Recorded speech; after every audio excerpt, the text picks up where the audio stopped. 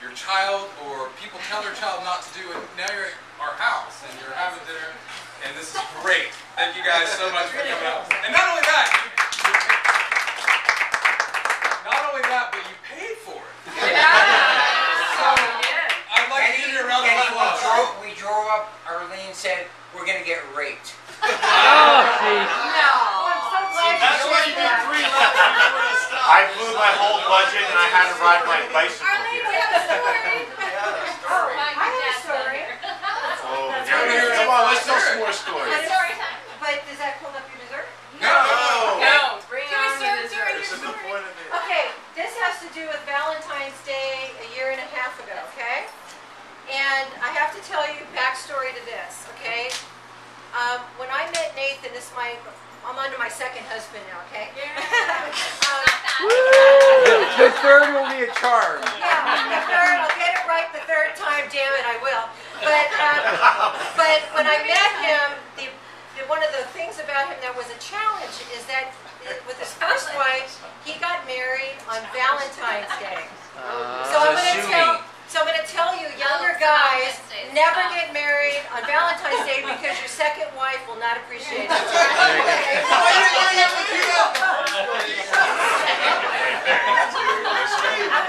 That's wisdom. Okay, so every Valentine's Day, I have learned to not get my hopes up, and not, you kind of have this sort of expectation. So the very first Valentine's Day was about almost a year after we met, maybe 8 months or so, and it was the first fight we ever had because I had expected something, a card, something, and for him it was sort of a day of reflection because it was the day he got married. So anyway, so now I've gone through all these Valentine's Day, mostly have no expectations, and I'm right not to because nothing ever happens, okay? But so a year and a half ago, Valentine's Day, he said he had a surprise for me. Uh-oh. Now I got to tell you another backstory, and that is Nathan. Nathan is the king of surprises. He, on my birthday, has done the most amazing surprises for me. I've gone on commercial airplanes and not known where the plane is going. Wow. I've ended up waking up in Marin one day, and at night I'm in Colorado. Whoa. So, hey. So he's done treasure hunts. Who needs Valentine's Day when you got all that other stuff?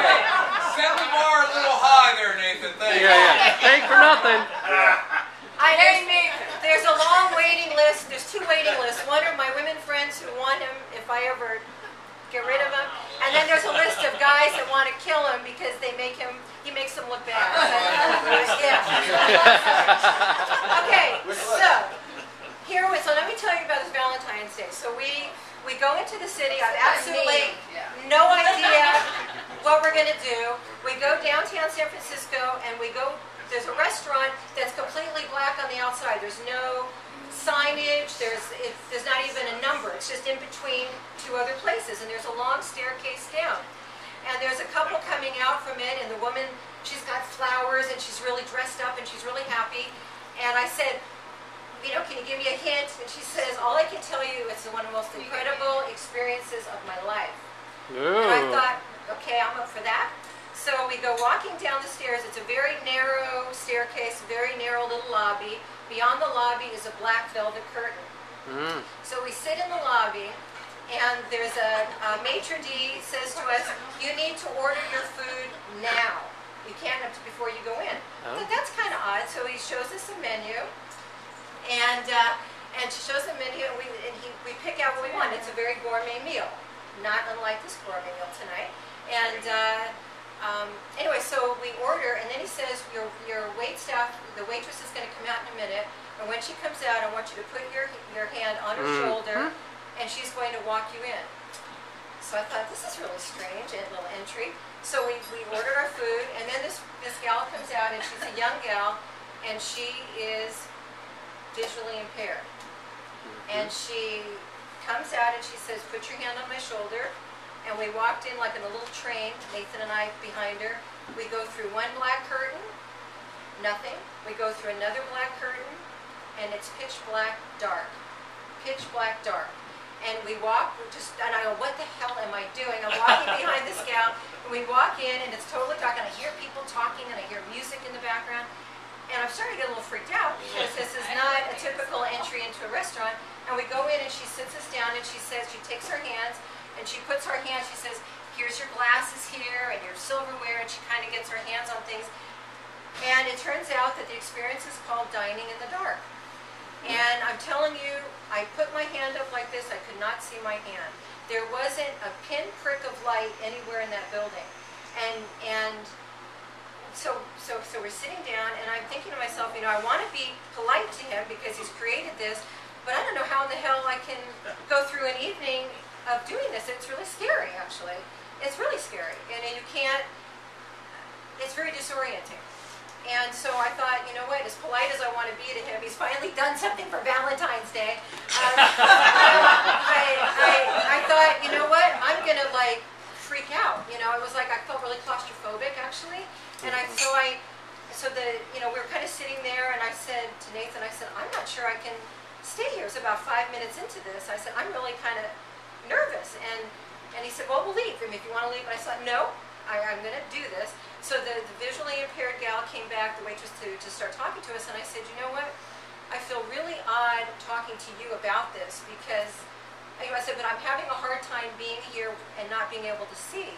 And I feel really embarrassed talking to you about it because this is your life. You know what I mean? It was really awkward because she doesn't have a choice. I mean, I'm in this for 5 minutes and I want to leave. And I felt awkward talking to her when she can't leave it, you know? So it was frustrating. It was embarrassing, but I had to confront it. And you know what? She was so cool about it. She said, I'm not completely blind. She said, my sight is going. It's hereditary, or no, it's genetic, and it's going. And she said, I can just see now shapes. And she said, I tell you, every time I walk into the restaurant to work, I'm freaked out. Because for me, it is total darkness also. When I'm out in the world, I can just see that there's shades of things going on out there. So she said, you just, breathe, which I've learned in life seems to be what people keep telling you to do. And so I breathed, I was breathing.